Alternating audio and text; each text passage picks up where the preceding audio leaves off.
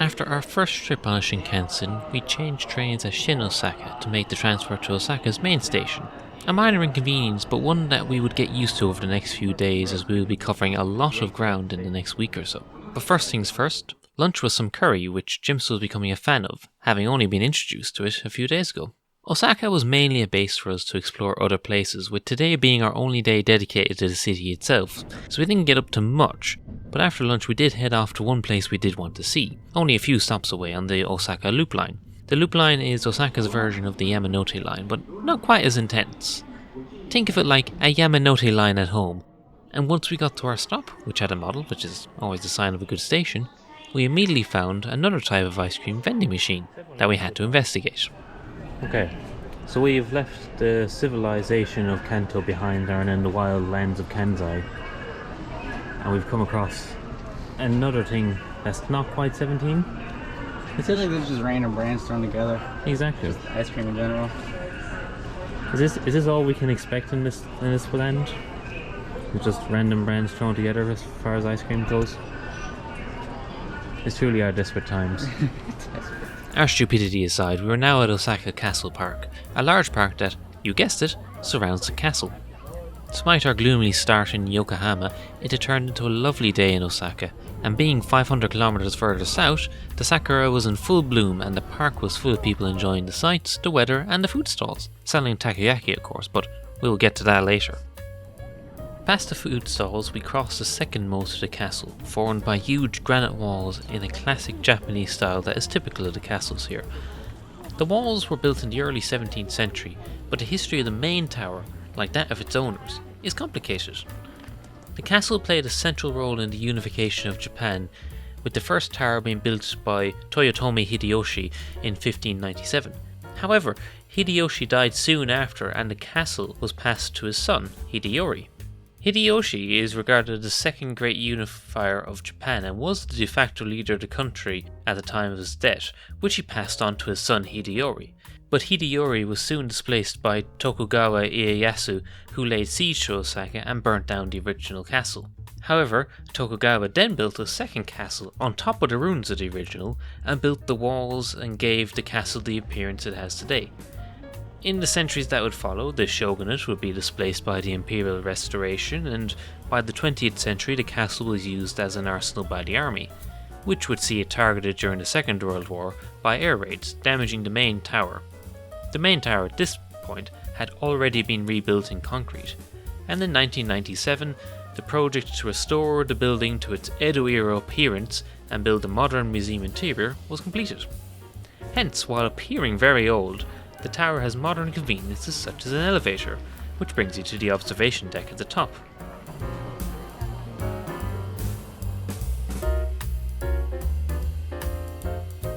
After enjoying the vista of the city from the top of the castle, we explored the park some more, coming across Hokoku Shrine, built in the 19th century to honour Toyotomi Hideyoshi, the original builder of the castle. After our day of travelling, we found our apartment near Tetsunkaku, and while Jimsf was happy enough with his konbini dinner, I ventured out towards Namba, primarily in search of a plug adapter that would work with the plug sockets in our apartment, but after that in search of food. The Namba area, and in particular Dontonbori, had come alive as the sun set, with the underground streets filled with commuters stopping by on their way home, and the surface streets filled with tourists taking in the bright lights, decorations and all sorts of wonderful street food. With the crowds, it was not a great place for actually getting served, but great for taking in the atmosphere.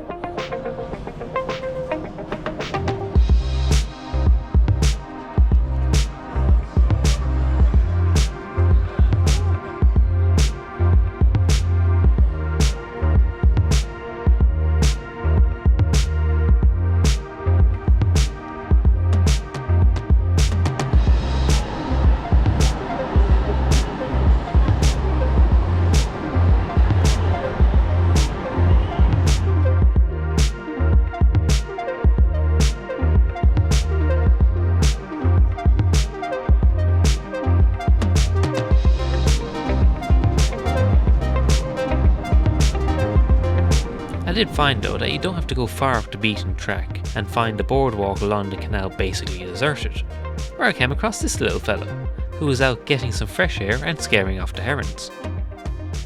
1 or 2 streets over, I found that bars and eateries that basically serve the same food and drink that you get on Downton were much quieter, so you could actually sit down in peace and enjoy the takoyaki and beer. So I probably said it on the post commentary somewhere about that Dotonbori is like full of tourists and notably a lack of people from Osaka. Go a few streets off, you find a few more people from Osaka, but mainly still tourists, but the tourists who bothered to walk 5 minutes away. I found this neat place on the corner here. They do takoyaki. They also do various forms of alcohol, including Highball, which I entirely approve of. And Kirin, which is not bad. It's kind of the national with Asahi sort of standard lager. It's alright, it's fine. And I did try some soju. Not that impressed, to be honest. Maybe it was just the mix with the soda was a bit light. You don't really feel it then, but you do feel it later. Highball though, very good. Recommend that. And the takoyaki was actually very good as well, as expected from Osaka. So there's your glowing review of how to do Namba and Osaka. Get off Dotonbori, 1 or 2 streets away, and you'll find basically empty shops that have just as good food as anywhere else.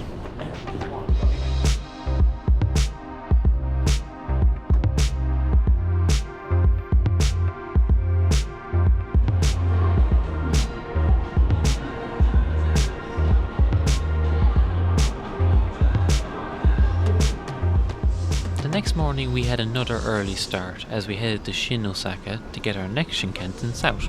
Here we discovered that the Haruka train sets have Hello Kitty decor, the seats, walls, doors and even the exterior livery. It definitely gives tourists who arrive at Kansai International Airport an appropriate welcome to Japan. We changed to the Sanyo Shinkansen, the second Shinkansen to open and effectively an extension of the original Tokaido Shinkansen from Shin Osaka all the way west to the southern island of Kyushu. Our 400km trip took just 90 minutes, speeding through the Hyogo, Okayama and Hiroshima prefectures.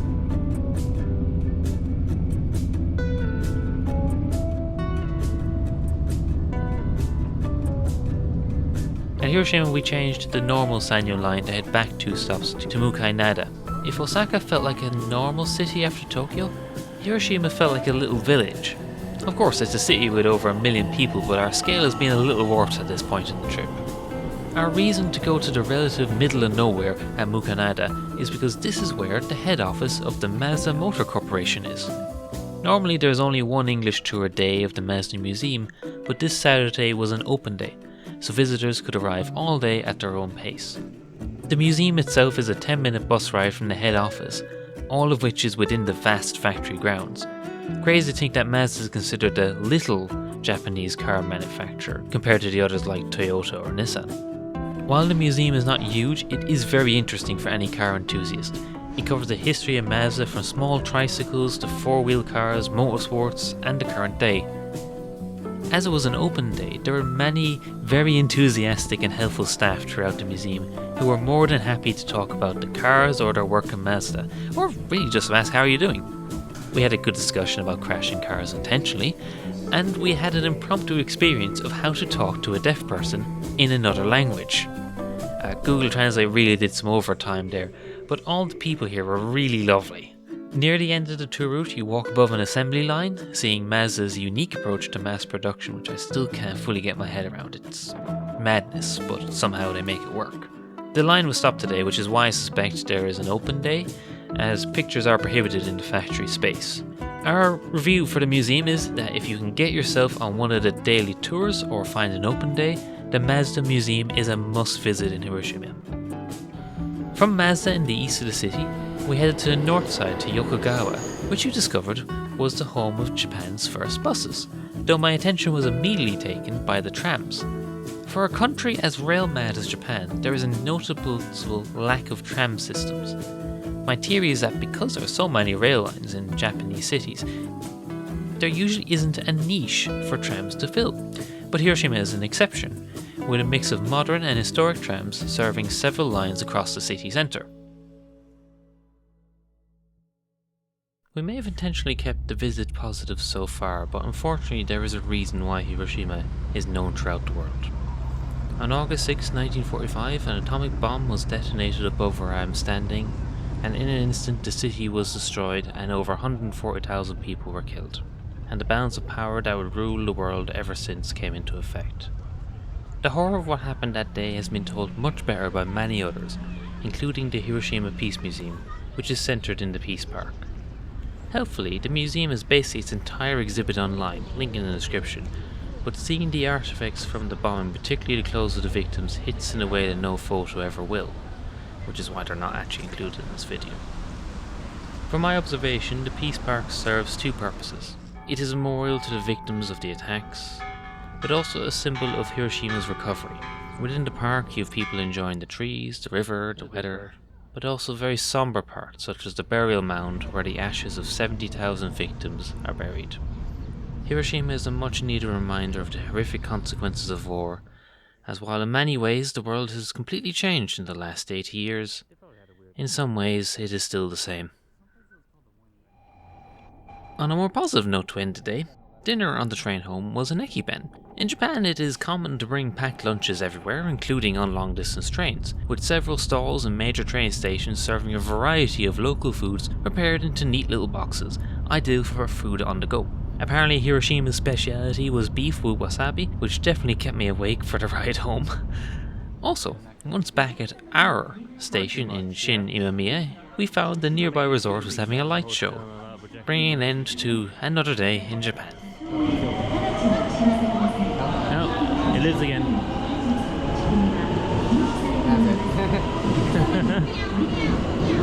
Fair enough. Anyway, back we go.